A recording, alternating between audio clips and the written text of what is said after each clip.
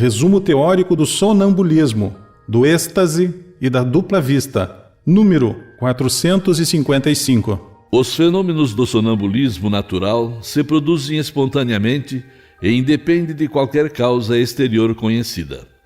Mas em certas pessoas dotadas de organização especial, podem ser provocados artificialmente pela ação do agente magnético. O estado designado pelo nome de sonambulismo magnético só difere do sonambulismo natural pelo fato de ser provocado, enquanto o outro é espontâneo. O sonambulismo natural é um fato notório que ninguém pensa pôr em dúvida, a despeito dos admiráveis fenômenos que apresenta. Que haveria, pois, de mais extraordinário ou de mais irracional no sonambulismo magnético, por ser produzido artificialmente como tantas outras coisas? Dizem que os charlatães o têm explorado.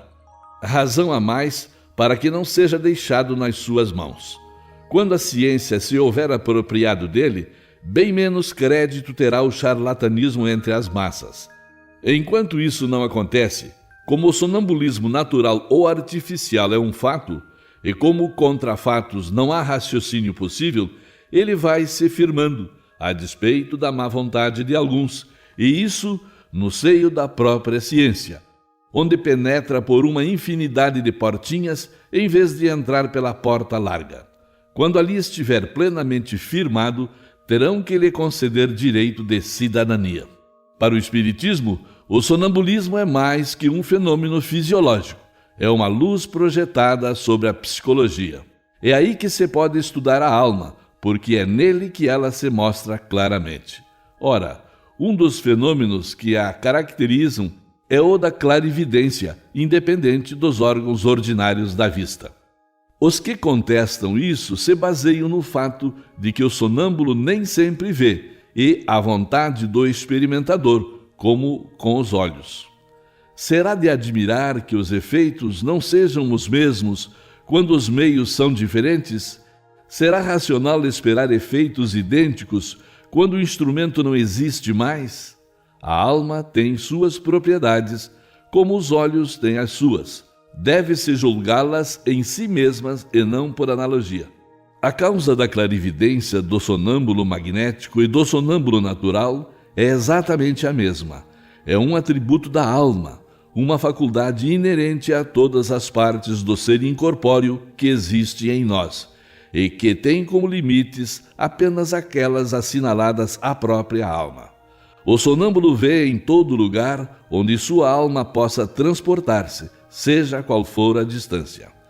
Na visão à distância, o sonâmbulo não vê as coisas do local onde se encontra o seu corpo, como se fosse por meio de um telescópio. Ele as vê presentes como se estivesse no lugar onde elas existem, porque, na verdade, sua alma lá se encontra.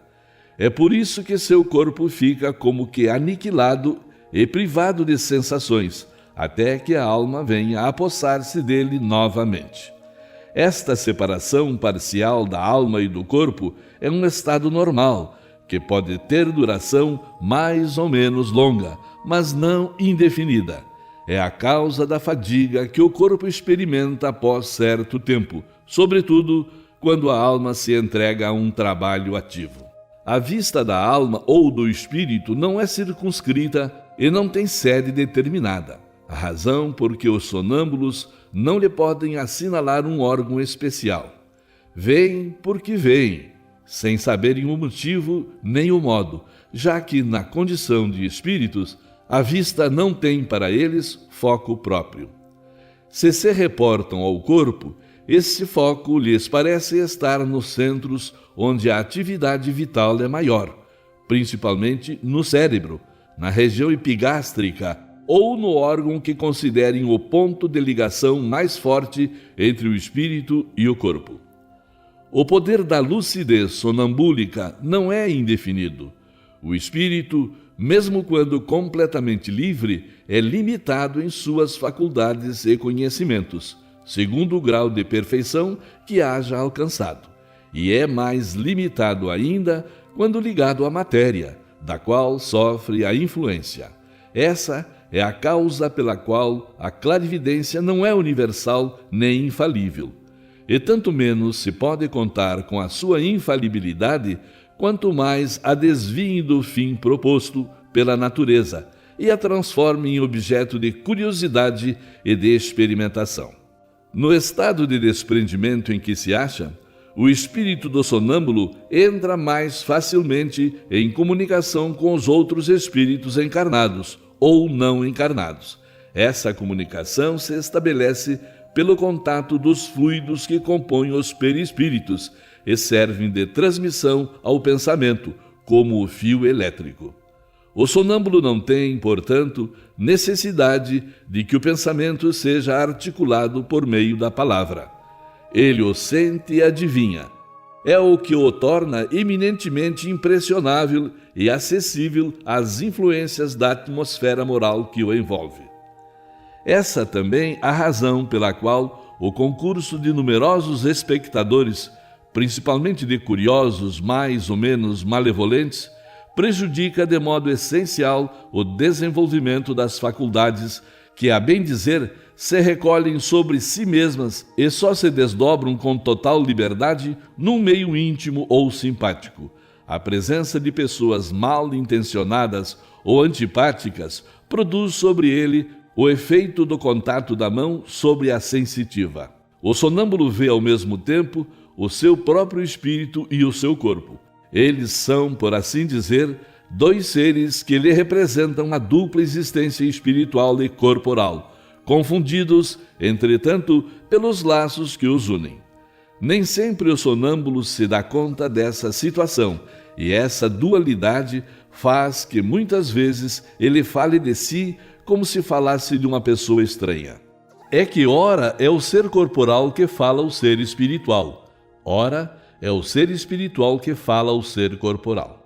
Em cada uma de suas existências corporais, o espírito adquire um acréscimo de conhecimentos e de experiência. Esquece-os em parte quando encarnado em matéria excessivamente grosseira, mas como espírito recorda-se delas.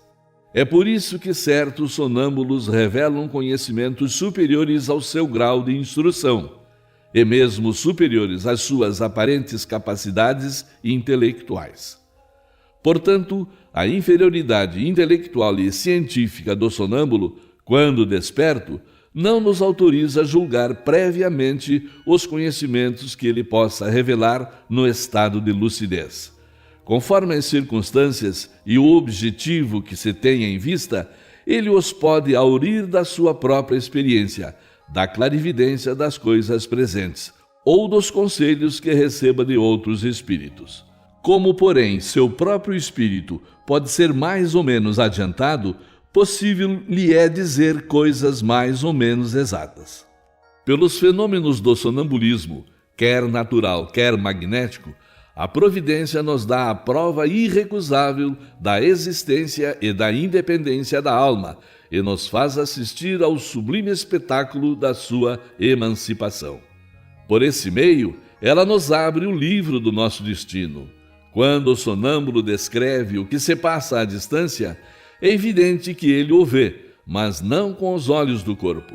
Vê-se a si mesmo nesse local e para lá se sente transportado.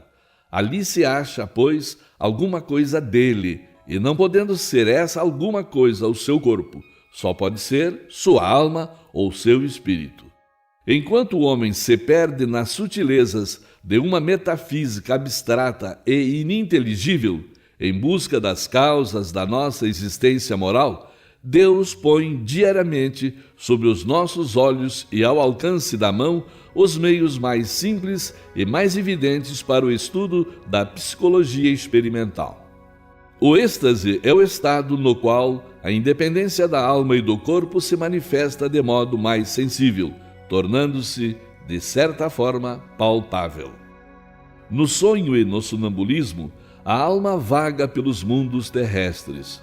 No êxtase, penetra em um mundo desconhecido, o dos espíritos etéreos, com os quais entra em comunicação sem, todavia, poder ultrapassar certos limites, que não poderia transpor sem romper totalmente os laços que a prendem ao corpo. Um fulgor resplandecente e inteiramente novo a envolve, harmonias desconhecidas na terra a extasiam, um bem-estar indefinível a invade. Goza antecipadamente da beatitude celeste e pode-se dizer que põe um pé no limiar da eternidade. No estado de êxtase, o aniquilamento do corpo é quase completo. Ele só mantém, por assim dizer, a vida orgânica. Sente-se que a alma está ligada a ele apenas por um fio, que um esforço a mais poderia romper para sempre. Nesse estado, desaparecem todos os pensamentos terrestres, cedendo lugar ao sentimento purificado, que é a própria essência do nosso ser imaterial. Inteiramente entregue a tão sublime contemplação, o estático encara a vida apenas como uma parada momentânea.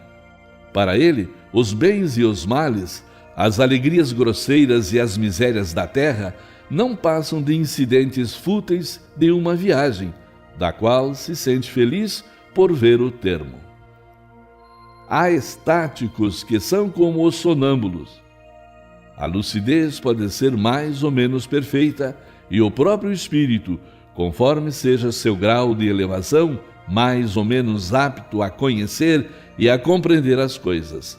Algumas vezes, porém, há neles mais exaltação do que verdadeira lucidez, ou melhor dizendo, sua exaltação lhes prejudica a lucidez.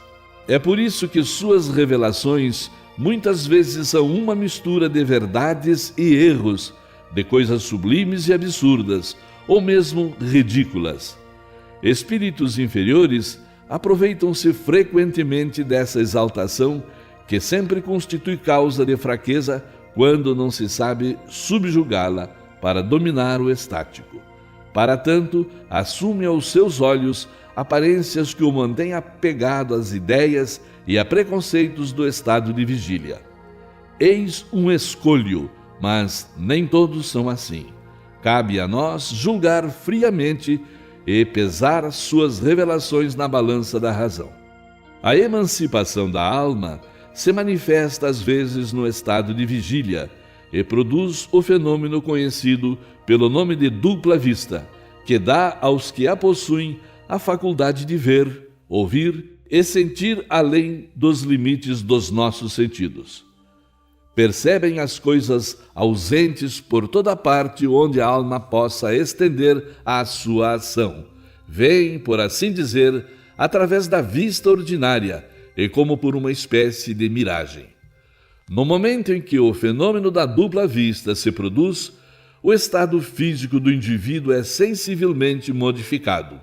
O olho tem algo de vago. Ele olha sem ver. Toda a sua fisionomia reflete uma espécie de exaltação. Constata-se que os órgãos visuais são alheios ao fenômeno, já que a visão persiste, apesar da oclusão dos olhos. Para quem desfruta de tal faculdade, ela parece tão natural como a de ver. Consideram-na um atributo do seu ser, sem nada ter de excepcional. Muitas vezes, o esquecimento se segue a essa lucidez passageira, cuja lembrança se torna cada vez mais vaga e acaba por desaparecer como a de um sonho. O poder da dupla vista varia desde a sensação confusa até a percepção clara e nítida das coisas presentes ou ausentes. No estado rudimentar, ela confere a certas pessoas o tato, a perspicácia, uma espécie de segurança em seus atos, a que se pode chamar de precisão de golpe de vista moral. Mais desenvolvida ainda, mostra os acontecimentos que deram ou estão para dar-se. O sonambulismo natural e artificial, o êxtase e a dupla vista, não passam de variedades ou modificações de uma mesma causa. Esses fenômenos, assim como os sonhos, fazem parte da natureza e por isso sempre existiram. A história nos mostra que foram conhecidos e até explorados desde a mais remota antiguidade, encontrando-se neles a explicação de uma porção de fatos que os preconceitos fizeram ser vistos como sobrenaturais.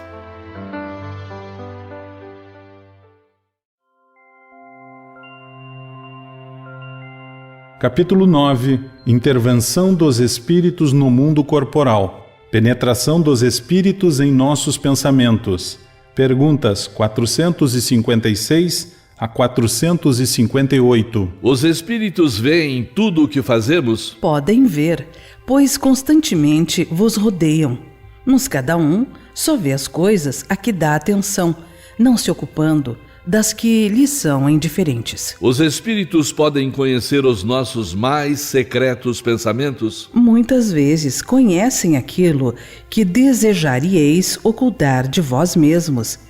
Nem atos, nem pensamentos lhes podem ser dissimulados. Sendo assim, parece mais fácil ocultar qualquer coisa de uma pessoa viva do que escondê-la dessa mesma pessoa depois de morta? Certamente, e quando vos julgais bem escondidos, muitas vezes tendes uma multidão de espíritos que vos observam. Que pensam de nós os espíritos que estão ao nosso redor e nos observam? Depende.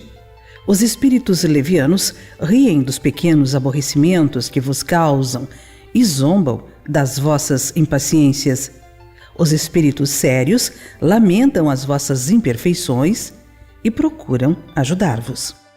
Influência oculta dos espíritos em nossos pensamentos e atos. Perguntas 459 a 472. Os espíritos influem em nossos pensamentos e em nossos atos? Muito mais do que imaginais, pois frequentemente são eles que vos dirigem. Além dos pensamentos que nos são próprios, haverá outros que nos são sugeridos? Vossa alma é um espírito que pensa. Não ignorais que muitos pensamentos vos ocorrem ao mesmo tempo sobre o mesmo assunto e, frequentemente, bastante contraditórios.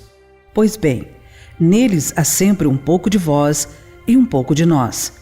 E é isso que vos deixa na incerteza, porque tendes em vós duas ideias que se combatem. Como distinguir os pensamentos que nos são próprios dos que nos são sugeridos? Quando um pensamento vos é sugerido, é como uma voz que vos fala. Geralmente, os pensamentos próprios são os que vos ocorrem em primeiro lugar. Aliás, não vos é de grande interesse estabelecer essa distinção e muitas vezes é útil não sabê-la. O homem age mais livremente. Se decidir pelo bem, ele o fará com maior boa vontade.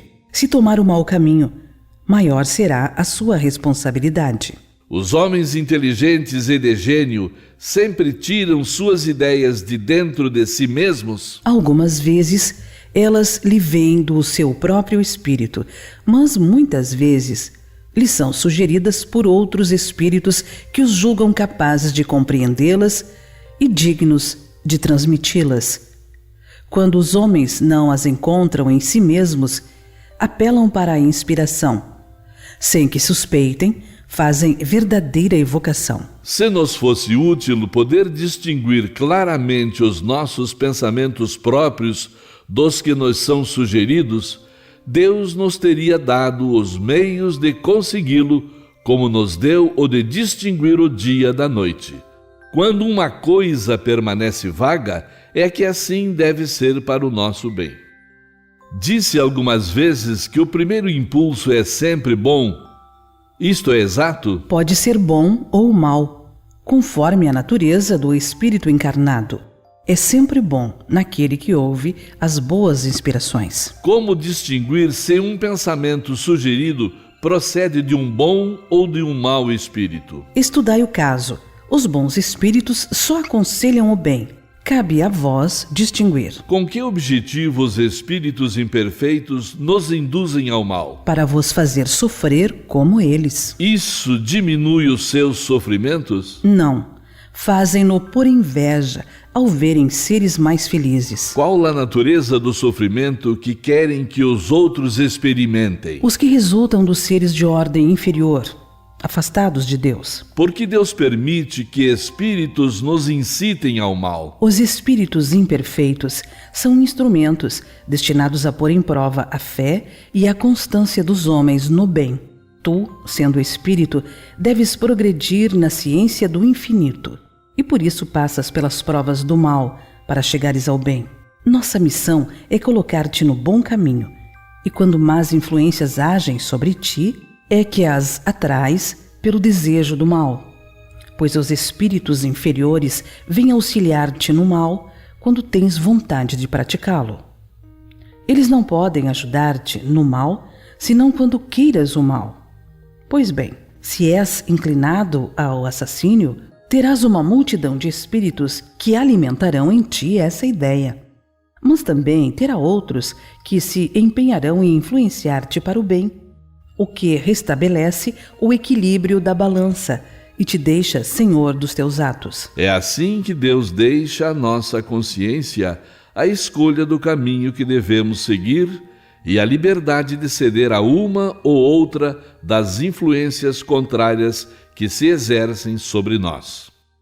Pode o homem libertar-se da influência dos espíritos que o impelem ao mal? Sim, visto que tais espíritos só se apegam aos que os chamam por seus desejos ou os atraem por seus pensamentos. Os espíritos cuja influência é repelida pela vontade do homem renunciam às suas tentativas? Que querias que fizessem?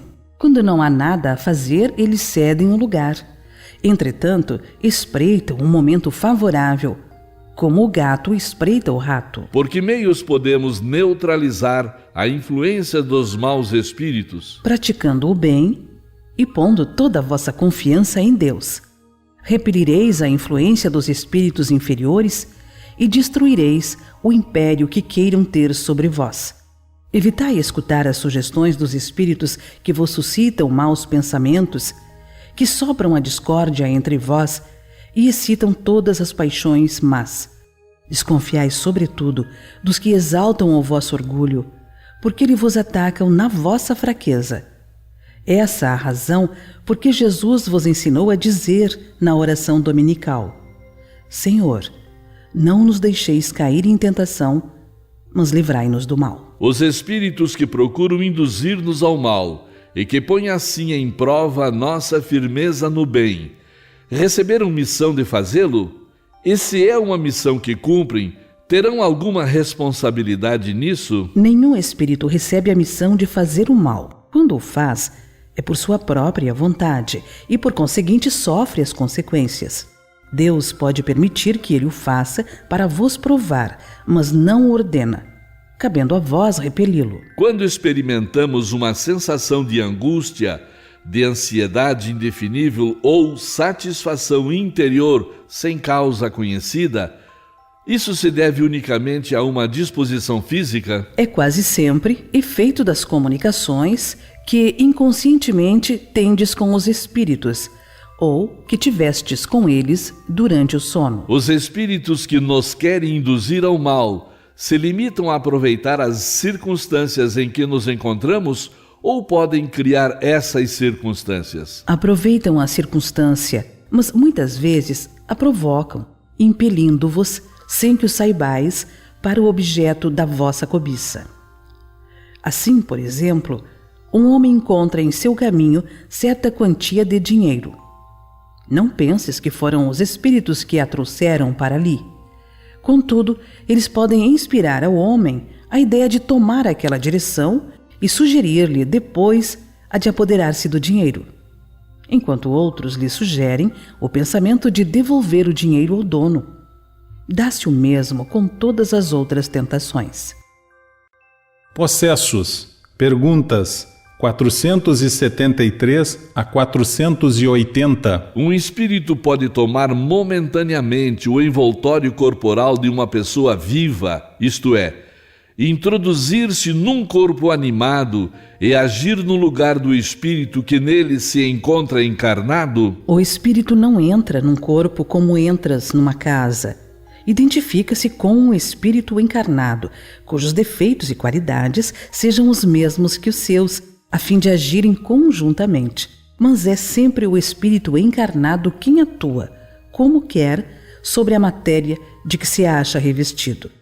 Um espírito não pode substituir-se ao que está encarnado, pois este terá que permanecer ligado ao seu corpo até o termo fixado para sua existência material. Se não há possessão propriamente dita, isto é, coabitação de dois espíritos no mesmo corpo, pode a alma ficar na dependência de outro espírito, de modo a ser por ele subjugada ou obsidiada, a ponto de sua vontade vir a achar-se, de certo modo, paralisada? Sim, e são esses os verdadeiros possessos. Mas é preciso que saibais que essa dominação jamais se dá sem a participação de quem a sofre, que por sua fraqueza quer por desejá-la. Muitas vezes se tem tomado por possessos alguns epiléticos ou loucos que mais necessitavam de médico do que de exorcismo. Na acepção vulgar, a palavra possesso supõe a existência de demônios, isto é, de uma categoria de seres de natureza má, e a coabitação de um desses seres com a alma de um indivíduo no seu corpo. Considerando-se que, nesse sentido, não há demônios e que dois espíritos não podem habitar simultaneamente o mesmo corpo, não há possessos segundo a ideia comumente associada a esta palavra. Pela palavra, possesso deve-se entender apenas a dependência absoluta em que uma alma pode achar-se com relação a espíritos imperfeitos que a subjuguem. Pode uma pessoa por si mesma afastar os maus espíritos e libertar-se do domínio deles? Sempre se pode sacudir um jugo quando se tem vontade firme. Não pode acontecer que a fascinação exercida por um mau espírito seja tal que a pessoa subjugada não perceba? Nesse caso, uma terceira pessoa pode fazer que cesse a sujeição da outra? Que condição deve preencher essa terceira pessoa? Se for um homem de bem, sua vontade poderá ajudar, apelando para o concurso dos bons espíritos, porque quanto mais se é um homem de bem, tanto mais poder se tem sobre os espíritos imperfeitos, para afastá-los, e sobre os bons para os atrair. Todavia, essa terceira pessoa será impotente se aquele que estiver subjugado não lhe prestar o seu concurso. Há pessoas que se comprazem numa dependência que favorecem seus gostos e desejos. Seja, porém, qual for o caso, aquele que não tiver puro o coração não poderá exercer nenhuma influência.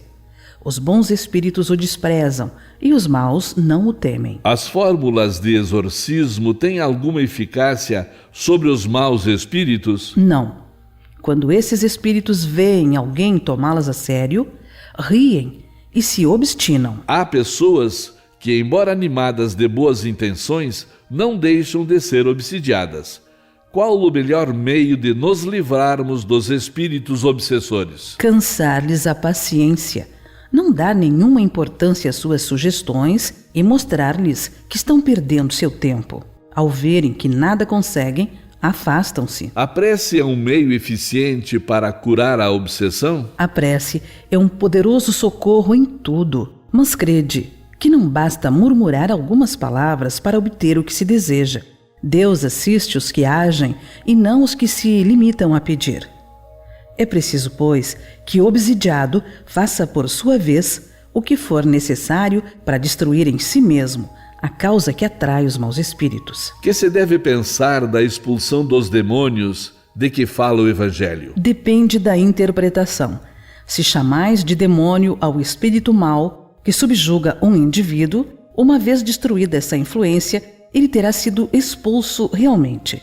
Se atribuís uma doença ao demônio, quando a houverdes curado, também direis que expulsastes o demônio. Uma coisa pode ser verdadeira ou falsa, conforme o sentido que se der às palavras.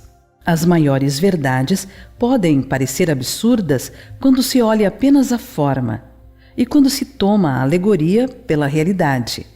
Compreendei bem isto e guardai-o, pois é de aplicação geral. Convulsionários. Perguntas 481 a 483. Os espíritos desempenham algum papel nos fenômenos que se produzem com os indivíduos chamados convulsionários? Sim, e muito grande, assim como o magnetismo, que é a fonte originária desses fenômenos.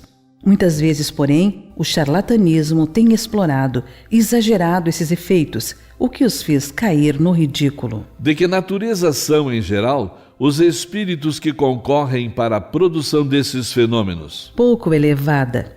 Acreditais que espíritos superiores se divirtam com tais coisas? De que modo o estado anormal dos convulsionários e dos que sofrem crises nervosas pode estender-se subitamente a toda uma população? E feito de simpatia. Em certos casos, as disposições morais se comunicam com muita facilidade. Não sois tão alheios aos efeitos magnéticos que não possais compreender isto. E a participação que alguns espíritos devem tomar no fato por simpatia para com aqueles que os provocam. Entre as faculdades extraordinárias que se notam nos convulsionários, algumas facilmente se reconhecem, das quais o sonambulismo e o magnetismo oferecem numerosos exemplos. Tais são, entre outras, a insensibilidade física, a leitura do pensamento, a transmissão das dores por simpatia e etc. Não há razão para pôr em dúvida que os indivíduos acometidos por crises nervosas estejam numa espécie de sonambulismo desperto, provocado pela influência que exercem uns sobre os outros. Embora não se dê em conta, eles são, ao mesmo tempo, magnetizadores e magnetizados. Qual a causa da insensibilidade física que se observa em alguns convulsionários e em certos indivíduos submetidos às torturas mais cruéis? Em alguns, é um efeito exclusivamente magnético, que atua sobre o sistema nervoso, do mesmo modo que o fazem certas substâncias. Em outros, a exaltação do pensamento amortece a sensibilidade, como se, nestes, a vida tivesse se retirado do corpo para se concentrar no espírito. Não sabeis que, quando o espírito está muito preocupado com uma coisa, o corpo não sente, não vê e nada escuta? Nos casos de suplício, a exaltação fanática e o entusiasmo oferecem, frequentemente, exemplos de calma e sangue frio, que não seriam capazes de vencer uma dor aguda, senão admitindo que a sensibilidade se acha neutralizada por uma espécie de efeito anestésico. Sabe-se que, no calor da batalha, muitas vezes não se percebe um ferimento grave, ao passo que, em circunstâncias ordinárias, um simples arranhão faria estremecer. Visto que esses fenômenos dependem de uma causa física e da ação de certos espíritos, é de perguntar-se como, em alguns casos, a autoridade pública foi capaz de fazê-los cessar. A razão é simples. Neste caso, a ação dos espíritos é meramente secundária. Apenas aproveitam de uma disposição natural. A autoridade não suprimiu essa disposição, mas a causa que a entretinha e exaltava. De ativa passou a latente, tendo a autoridade razão de agir assim, porque do fato resultava abuso e escândalo. Aliás, sabe-se que essa intervenção é impotente, quando a ação dos espíritos é direta e espontânea. Afeições dos espíritos por certas pessoas. Perguntas 484 a 488A. Os espíritos se afeiçoam de preferência a certas pessoas? Os bons espíritos simpatizam com os homens de bem, ou suscetíveis de se melhorarem.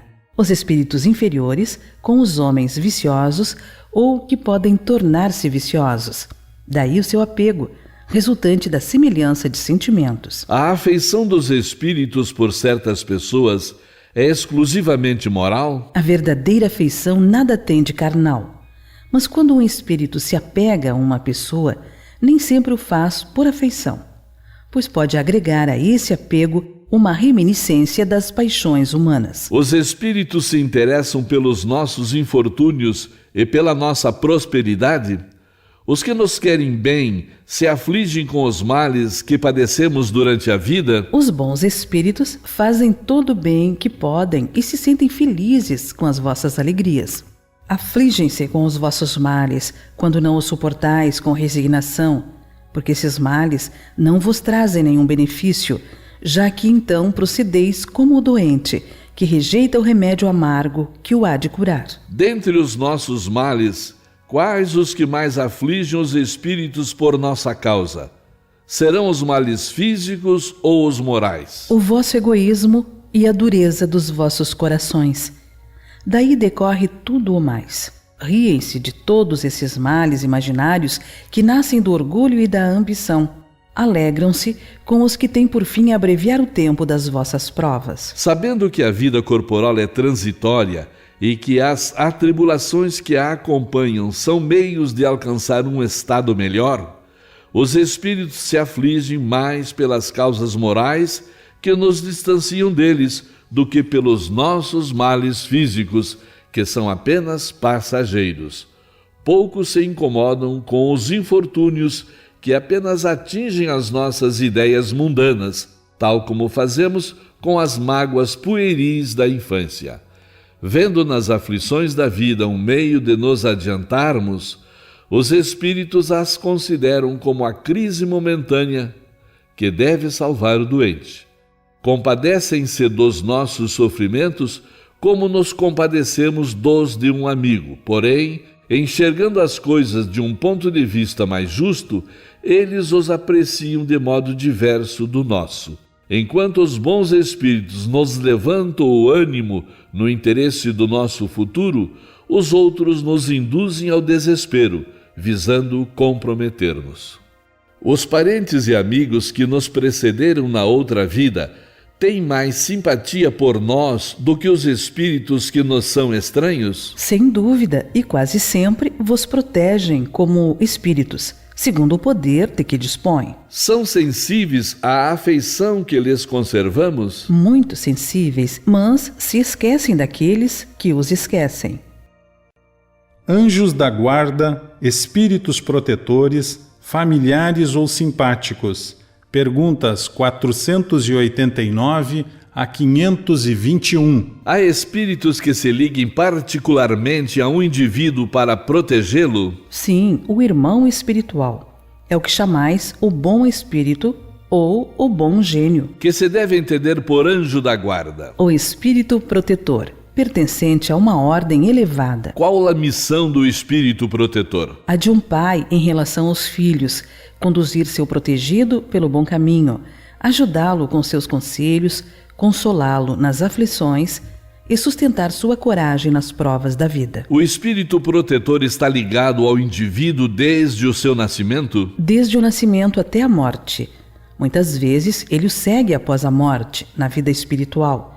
E mesmo através de muitas existências corporais, já que tais existências não passam de fases bem curtas da vida do espírito. A missão do espírito protetor é voluntária ou obrigatória? O espírito é obrigado a velar por vós, já que aceitou essa tarefa, mas pode escolher os seres que lhe são simpáticos.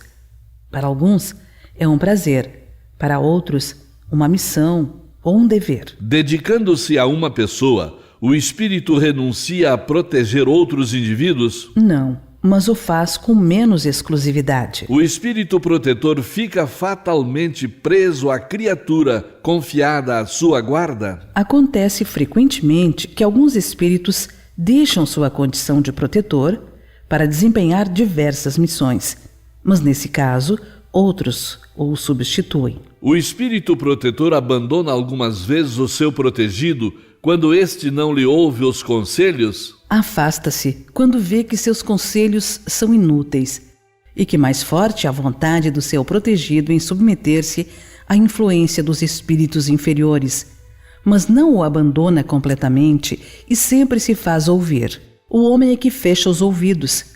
O protetor volta, desde que chamado. Se há uma doutrina que, pelo seu encanto e doçura, deveria converter os mais incrédulos é a dos anjos da guarda. Pensar que tendes sempre ao vosso lado seres que vos são superiores, prontos sempre a vos aconselhar e amparar, a vos ajudar a escalar a áspera montanha do bem, e que são amigos mais firmes e mais devotados do que as mais íntimas ligações que possais contrair na terra, não vos parece uma ideia muito consoladora? Esses seres estão ao vosso lado por ordem de Deus. Foi Ele quem os colocou perto de vós. Aí estão por amor a Ele, desempenhando uma bela, porém penosa missão. Sim, onde quer que estejais, vosso anjo da guarda estará convosco. Cárceres, hospitais, lugares de devassidão, solidão, nada vos separa desse amigo a quem não podeis ver, mas do qual vossa alma sente os suaves impulsos e ouve os mais sábios conselhos. Ah, se conhecesseis melhor esta verdade, quantas vezes ela vos ajudaria nos momentos de crise! Quanto vos livraria dos maus espíritos! Mas, no dia solene, quantas vezes esse anjo do bem vos terá de dizer: não te aconselhei isto? Entretanto, não o fizeste. Não te mostrei o abismo? Contudo, nele te precipitaste. Não fiz ecoar na tua consciência a voz da verdade? Preferiste, no entanto, seguir os conselhos da mentira. Oh, interrogai os vossos anjos da guarda, estabelecei entre eles e vós esta terna intimidade que reina entre os melhores amigos. Não penseis em lhes ocultar nada, pois que eles têm o olhar de Deus e não podeis enganá-los. Pensai no futuro, procurai avançar nesta vida, e vossas provações serão mais curtas, vossas existências mais felizes. Vamos, homens, coragem, lançai para longe, de uma vez por todas, preconceitos e ideias pré-concebidas. Entrai no novo caminho que se abre diante de vós, caminhai, caminhai, tendes guias, segui-os. A meta não vos pode faltar, pois essa meta é o próprio Deus. Aos que considerem impossível que espíritos verdadeiramente elevados se imponham uma tarefa tão laboriosa e contínua, diremos que influenciamos vossas almas mesmo estando a milhões de léguas distantes de vós. Para nós, o espaço não existe. E embora vivendo em outro mundo, os nossos espíritos conservam suas ligações com os vossos. Gozamos de qualidade que não podeis compreender, mas ficai certos de que Deus não vos impôs tarefa acima de vossas forças e de que não vos deixou sozinhos na terra, sem amigos, sem amparo. Cada anjo da guarda tem o seu protegido, pelo qual vela, como um pai vela pelo filho. Alegra-se quando vê no bom caminho e sofre quando seus conselhos são ignorados. Não temais fatigar-nos com as vossas perguntas. Ao contrário, procurai sempre estar em relação conosco, pois assim sereis mais fortes e mais felizes. São essas comunicações de cada homem com o seu espírito familiar que fazem sejam médiuns todos os homens, médiuns ignorados hoje, mas que se manifestarão mais tarde e se espalharão qual oceano sem limites para rechaçar a incredulidade e a ignorância. Homens instruídos, instruí. Homens de talento, educai os vossos irmãos. Não imaginais que obra fazeis desse modo, a do Cristo, a que Deus vos impõe. Para que Deus vos concedeu a inteligência e o saber, senão para o repartirdes com os vossos irmãos, senão para fazê-los avançar no caminho da bem-aventurança e da felicidade eterna. São Luís, Santo Agostinho. A doutrina dos anjos da guarda, a velarem pelos seus protegidos, apesar da distância que separa os mundos, nada tem que deva surpreender. É, ao contrário, grandiosa e sublime. Não vemos na terra o pai velar pelo filho, embora esteja longe dele, e auxiliá-lo com os seus conselhos, correspondendo-se com ele? Que haverá então de surpreendente em que os espíritos, de um mundo a outro, possam guiar os que tomaram sob sua proteção, uma vez que para eles a distância que separa os mundos é menor do que a que neste planeta separa os continentes. Não dispõem, além disso, do fluido universal que interliga todos os mundos e os torna solidários. Veículo imenso da transmissão dos pensamentos, assim como o ar, para nós, é o veículo da transmissão do som. O espírito que abandona o seu protegido, não mais lhe fazendo bem, pode fazer-lhe mal? Os bons espíritos nunca fazem o mal, deixam que o façam os que lhes tomam o lugar. E então, acusais a sorte pelas desgraças que vos oprimem, quando a falta é apenas vossa. O espírito protetor pode deixar o seu protegido à mercê de outro espírito que lhe queira fazer mal? Existe a união dos maus espíritos para neutralizar a ação dos bons. Mas se o quiser, o protegido dará toda a força ao seu protetor. O bom espírito talvez encontre, em outro lugar, uma boa vontade a ser auxiliada, e assim aproveita a oportunidade para ajudá-la, enquanto aguarda a volta do seu protegido. Quando o espírito protetor deixa que seu protegido se extravie na vida, será por não poder lutar contra espíritos malévolos? Não é porque não possa, mas porque não quer. Assim, seu protegido sai das provas mais perfeito e mais instruído. Ele o assiste com seus conselhos pelos bons pensamentos que lhe inspira, mas que infelizmente nem sempre são ouvidos. Somente a fraqueza, a negligência ou o orgulho do homem é que podem dar força aos maus espíritos. O poder deles sobre vós advém do fato de não lhes opordes resistência. O espírito protetor está constantemente com o seu protegido? Não haverá alguma circunstância em que, sem abandoná-lo, ele o perca de vista? Há circunstância em que a presença do espírito protetor junto ao seu protegido não é necessária. Chega um momento em que o espírito não tem mais necessidade de anjo da guarda? Sim, quando se torna capaz de conduzir-se por si mesmo, como há um momento em que o aluno não mais precisa de mestre. Mas isso não acontece na Terra. Por que é oculta a ação dos espíritos sobre a nossa existência e por que, quando nos protegem, não o fazem de modo ostensivo? Se contasseis com o amparo deles, não agiríeis por vós mesmos, e o vosso espírito não progrediria. O espírito precisa de experiência para adiantar-se, experiência que, na maioria das vezes, deve ser adquirida à sua custa. É necessário que exercite suas forças, pois, do contrário, seria como uma criança a quem não permitem que ande sozinha. A ação dos espíritos que vos querem bem é sempre regulada de maneira a não tolher o vosso livre-arbítrio, visto que, se não tivesseis responsabilidade, não avançaríeis no caminho que vos há de conduzir a Deus. Não vendo quem o ampara, o homem se entrega às suas próprias forças. Seu guia, entretanto, vela por ele e, de vez em quando, em alto e bom som, o adverte do perigo. O espírito protetor que consegue trazer ao bom caminho o seu protegido lucra algum bem com isso? É um mérito que lhe será levado em conta, seja para seu progresso, seja para sua felicidade. Sente-se feliz quando vê que seus esforços são bem-sucedidos.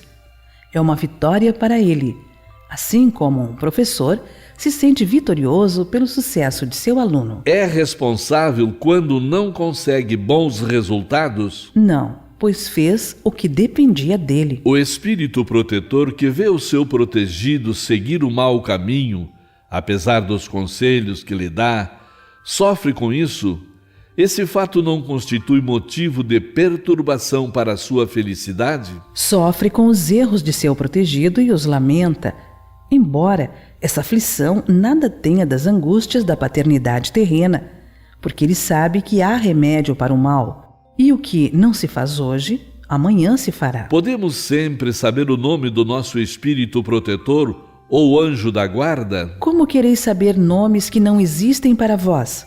Acreditais, então, que só existem os espíritos que conheceis? Nesse caso, como então invocá-lo se não o conhecemos? Dai-lhe o nome que quiserdes, o de um espírito superior que vos inspire simpatia ou veneração. Vosso espírito protetor atenderá a esse apelo, visto que todos os bons espíritos são irmãos e se assistem mutuamente. Os espíritos protetores que tomam nomes conhecidos serão sempre realmente os das pessoas que tiveram esses nomes? Não, mas espíritos que lhes são simpáticos e que muitas vezes comparecem por sua ordem. Precisais de nomes, então eles tomam um que vos inspire confiança. Quando não podeis realizar pessoalmente uma missão, enviais alguém de vossa confiança que haja em vosso nome. Quando estivermos na vida espiritual, reconheceremos o nosso espírito protetor? Sim, pois não raro já o conheceis antes da vossa encarnação. Todos os espíritos protetores pertencem à classe dos espíritos superiores? Podem ser contados entre os de classe mediana? Um pai, por exemplo, pode tornar-se o espírito protetor de seu filho? Pode, mas a proteção supõe certo grau de elevação e um poder ou uma virtude a mais, concedidos por Deus. O pai que protege seu filho também pode ser assistido por um espírito mais elevado. Os espíritos que se achavam em boas condições ao deixarem a terra sempre podem proteger os que lhes são caros e que lhes sobrevivem? Seu poder é mais ou menos restrito. A situação em que se encontram nem sempre lhes permite inteira liberdade de ação. Mesmo no estado selvagem ou de inferioridade moral, os homens também têm os seus espíritos protetores? Em tal caso, esses espíritos são de ordem tão elevada quanto a dos espíritos protetores dos homens mais adiantados? Cada homem tem um espírito que vela por ele, mas as missões são relativas ao seu objetivo. Não dais a uma criança que aprende a ler um professor de filosofia. O progresso do espírito familiar segue de perto o do espírito protegido. Tendo vós mesmos um espírito superior que vela por vós, podeis, por vossa vez, tornar-vos o protetor de outro que vos seja inferior, e os progressos que este realize, com o auxílio que lhe dispensardes, contribuirão para o vosso adiantamento. Deus não exige do espírito mais do que comportem a sua natureza e o grau de elevação a que chegou. Quando o pai que vela pelo filho reencarna, continua a velar por ele? Isso é mais difícil, mas ele roga, num momento de despreendimento, que um espírito simpático o assista nessa missão. Aliás, os espíritos só aceitam missões que possam desempenhar até o fim. O espírito encarnado, sobretudo onde a existência material, acha-se sujeito demais ao corpo para poder devotar-se inteiramente a outro espírito, isto é, para poder assisti-lo pessoalmente.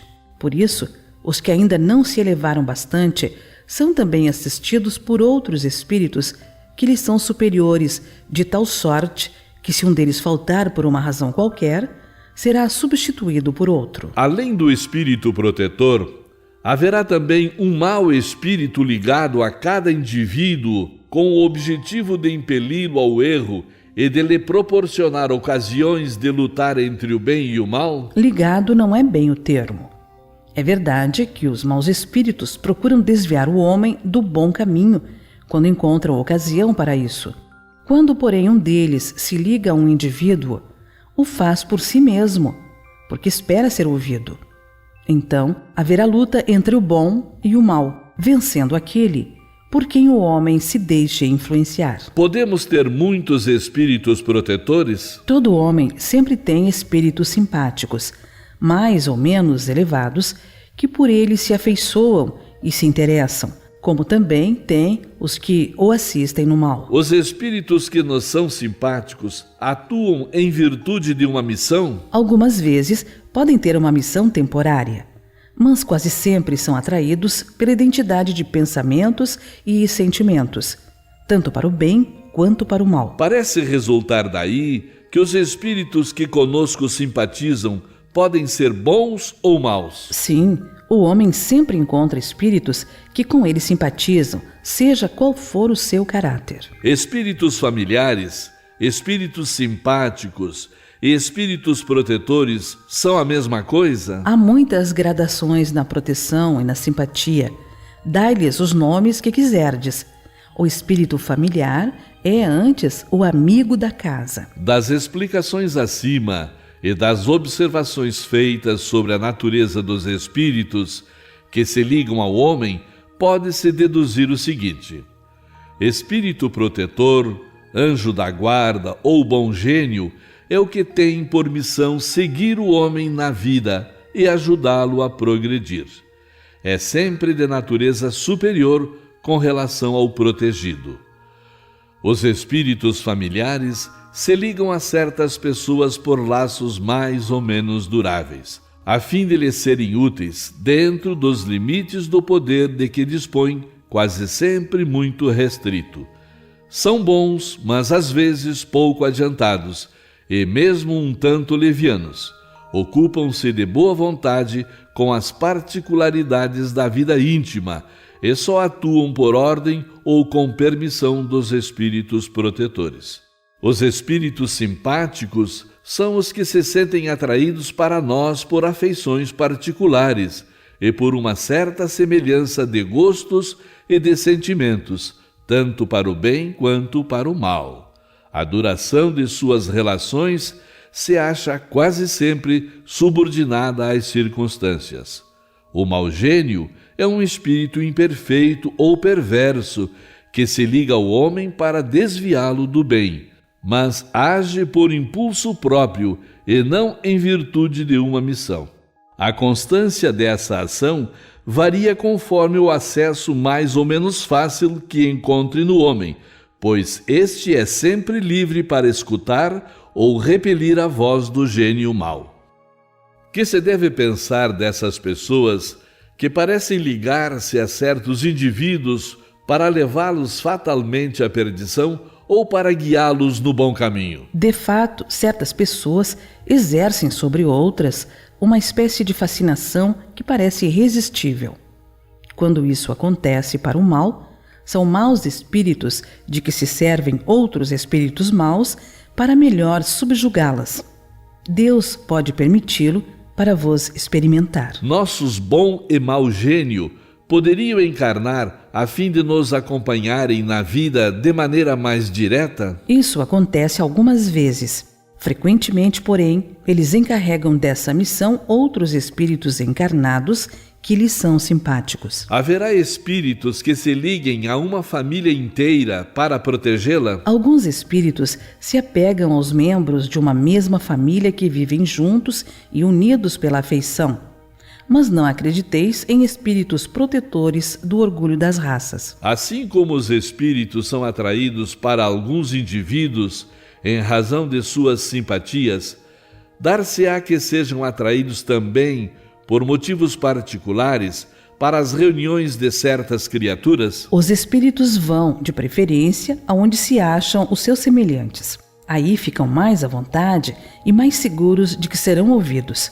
O homem atrai os espíritos em razão de suas tendências, quer esteja só, quer faça parte de um todo coletivo, como uma sociedade, uma cidade ou um povo. Há, pois, sociedades, cidades e povos que são assistidos por espíritos mais ou menos elevados, conforme o caráter e as paixões que aí predominem. Os espíritos imperfeitos se afastam do que os repelem. Consequentemente, o aperfeiçoamento moral das coletividades, assim como o dos indivíduos, tende a afastar os maus espíritos e atrair os bons, que estimulam e alimentam o sentimento do bem nas massas, como outros podem lhes insuflar as más paixões. As aglomerações de indivíduos, como as sociedades, as cidades, as nações, têm seus espíritos protetores especiais? Sim, pois essas aglomerações são individualidades coletivas que marcham para um objetivo comum e que precisam de uma direção superior. Os espíritos protetores das coletividades são de natureza mais elevada do que os que se ligam aos indivíduos? Tudo é relativo ao grau de adiantamento das massas, assim como dos indivíduos. Certos espíritos podem auxiliar o progresso das artes, protegendo os que se dedicam a elas? Há espíritos protetores especiais e que assistem os que o invocam, quando os julgam dignos. Mas que quereis que façam com os que pensam ser o que não são? Eles não fazem os cegos verem, nem os surdos ouvirem. Os antigos haviam feito desses espíritos divindades especiais. As musas não eram senão a personificação alegórica dos espíritos protetores das ciências e das artes, como os deuses Lares e Penates simbolizavam os espíritos protetores da família. Entre os modernos, as artes, as diferentes indústrias, as cidades, os países também têm seus patronos ou protetores, que nada mais são que espíritos superiores, embora sob outros nomes. Tendo cada homem espíritos que com ele simpatizam, segue-se que em todas as coletividades, a imensa maioria dos espíritos que lhes votam simpatia guarda proporção com a generalidade dos indivíduos, que os espíritos estranhos são atraídos para essas coletividades pela identidade dos gostos e das ideias. Em suma, que esses agrupamentos de pessoas, tanto quanto os indivíduos, são mais ou menos envolvidos, assistidos e influenciados de acordo com a natureza dos sentimentos daqueles que os compõem. Entre os povos, as causas de atração dos espíritos são os costumes, os hábitos, o caráter dominante e, sobretudo, as leis, porque o caráter de uma nação se reflete nas suas leis. Os homens que fazem reinar a justiça entre si combatem a influência dos maus espíritos. Onde quer que as leis consagrem coisas injustas, contrárias à humanidade, os bons espíritos ficam em minoria e a massa dos maus, que para ali aflui, mantém suas ideias e paralisa as boas influências parciais, que ficam perdidas na multidão, tal como uma espiga isolada entre espinheiros. Estudando-se o costume dos povos ou de qualquer agrupamento humano, facilmente se forma a ideia da população oculta que se intromete em seus pensamentos e em suas ações. Pressentimentos. Perguntas 522 a 524. O pressentimento é sempre um aviso do espírito protetor? É o conselho íntimo e oculto de um espírito que vos quer bem. Também está na intuição da escolha que se haja feito. É a voz do instinto. Antes de encarnar, o espírito tem conhecimento das fases principais de sua existência, isto é, do gênero de provas com as quais se compromete. Quando estas têm caráter marcante, ele conserva no íntimo uma espécie de impressão que é a voz do instinto. E essa impressão, despertando quando chega o momento de sofrer as provas, torna-se pressentimento. Os pressentimentos e a voz do instinto têm sempre qualquer coisa de vago. Na incerteza, o que devemos fazer? Quando estiveres em dúvida, invoca o teu bom espírito ou pede a Deus, Senhor de todos os seres, para que te envie um de seus mensageiros, um de nós. As advertências de nossos espíritos protetores têm como finalidade única a nossa conduta moral ou também a conduta que devamos adotar em relação aos assuntos da vida particular? Tudo. Eles tentam fazer que vivais o melhor possível, mas, quase sempre, fechais os ouvidos às salutares advertências e vos tornais infelizes por vossa culpa. Os espíritos protetores nos ajudam com seus conselhos por meio da voz da consciência que fazem ressoar em nosso íntimo. Mas como nem sempre ligamos a isso a devida importância, eles nos dão outros conselhos mais diretos, servindo-se das pessoas que nos cercam. Examine cada um as diversas circunstâncias felizes ou infelizes de sua vida, e verá que em muitas ocasiões recebeu conselhos que nem sempre aproveitou, e que lhe teriam poupado muitos desgostos se os tivesse escutado.